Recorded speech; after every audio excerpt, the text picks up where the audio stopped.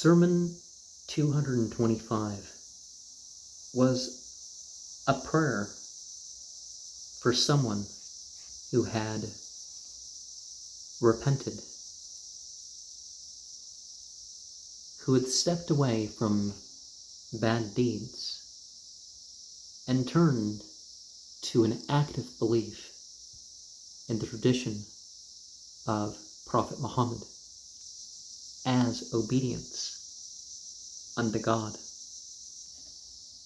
And the general comment about this sermon is that this was about the second caliph, Umar, because as the Sunni narrations will teach you, that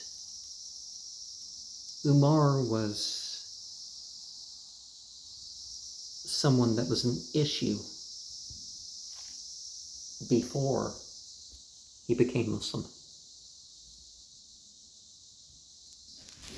And you even find that Umar was one of those that was promised paradise hereafter during this life.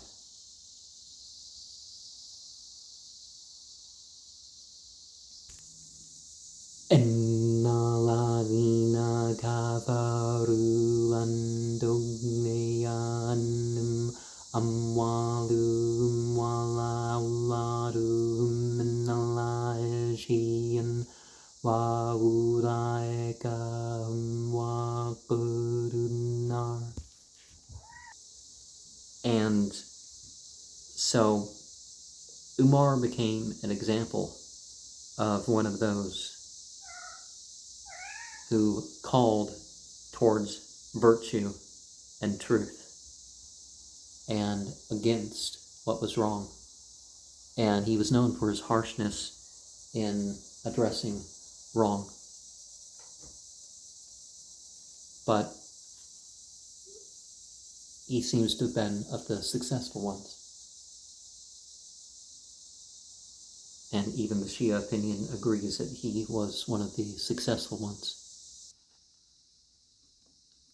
Going back to the incident of when Mecca was conquered, and so they were clearing up the idols because it was going to be a place to only worship God from now on. And so Ali climbed over Muhammad to help remove some of them. And Muhammad mentioned how fortunate Ali was. And a poet spoke out that was reported by Prophet Muhammad. And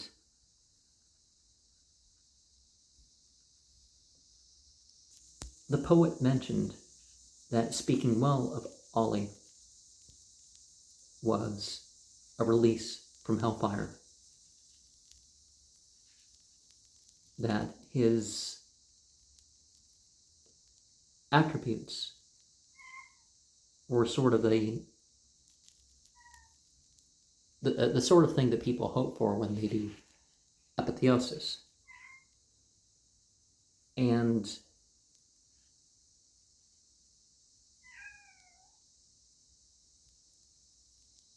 he was one of those blessed by the incident of the ascent. Even though Muhammad had the journey, I think there's most of the narrations up to the point of the night journey, which was earlier, go through Ali, or at least one of the versions of each of these things. Ali was also a commander during the battle with Beni Jazizma, and Khalid ibn Walid, of course, led that charge in the most violent way, you could say. That sounds off, but you know what I mean. It was his attack that resulted in the most slaughter, but Ali was one of the things. And he also went to Yemen as a missionary. And in the 9th year, he was part of the expedition to Zathul Salasil, and that prevented the invasion of Medina. And Muhammad went in person to Tabuk, and someone had been sent forward with half. Oh, okay. Abu Bakr was sent forward having learned, I'll just say half because I'm not exactly sure, but it's something like a half of Surah 9. And the rest of the chapter was learned. And so Ali was sent forward with the rest of the chapter to teach the people the rest of the chapter. And in Najran, in Yemen, was the center of missionary work at the time for the Christians. And there were also a group of missionaries, group of priests that went to Medina as well. And so there were some very convincing arguments made, but it was apparent that the missionaries weren't open to truth. They just wanted to convert people, but they were given the opportunity. It's even said that when they visited the masjid, they were allowed to step aside and do their thing. People don't even want the Muslims to, step aside between a couple trees and pray.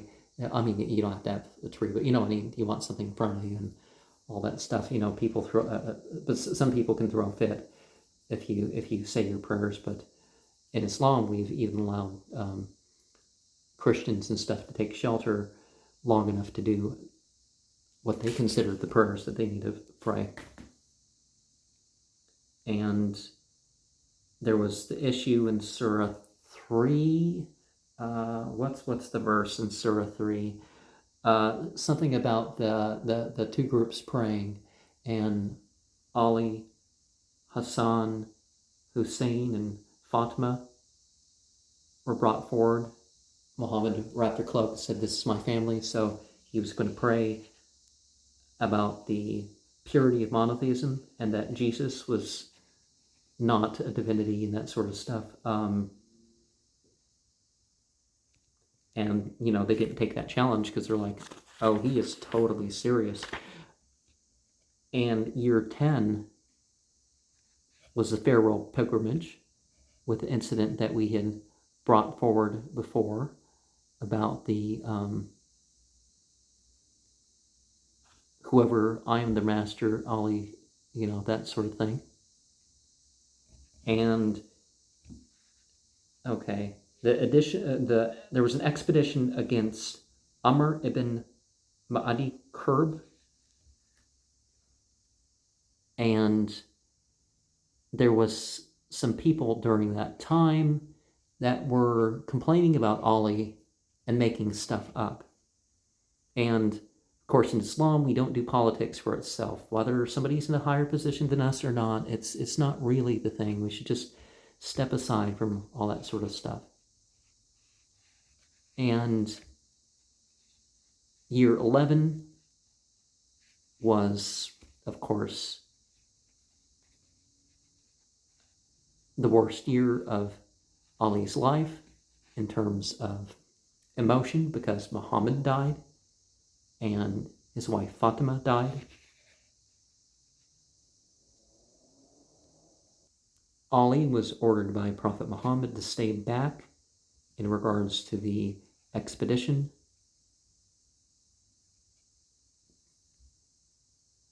To face the Byzantines in Syria. And some people were killed by the Syrians. Osama was given the standard to go forward.